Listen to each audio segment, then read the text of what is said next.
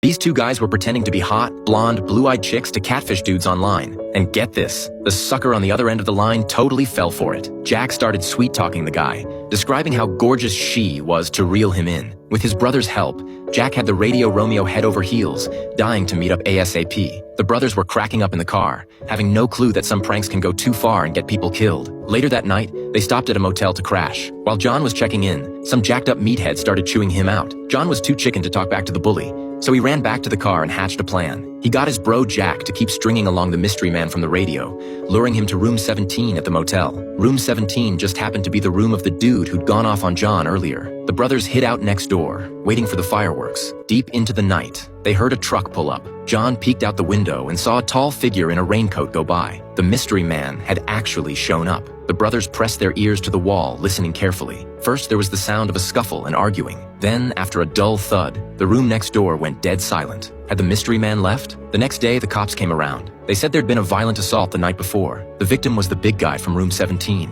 The police asked if the brothers knew anything about what went down. They were floored. They followed the officers to the ICU at the hospital. John was freaked out by how messed up the victim was. The attacker had completely snapped the dude's neck. He was barely clinging to life. The perp must have had crazy strength and a twisted mind to do that. After leaving the hospital, the brothers hightailed it out of that sketchy place. But that night, a familiar voice came through on the radio again. It was the mystery man they'd catfished earlier. Jack couldn't take it anymore. He leveled with the guy, admitting he was actually a dude and the whole thing was just a prank. The mystery man was quiet for a moment, then said, "Apologize to me." But John scoffed, "Why should we apologize to you? It's not like a psycho like you could find us anyway." Right as he said that, a truck started tailing them. Turns out the mystery man had been following them the whole time. The name of this wild, thrilling movie is Fatal Prank.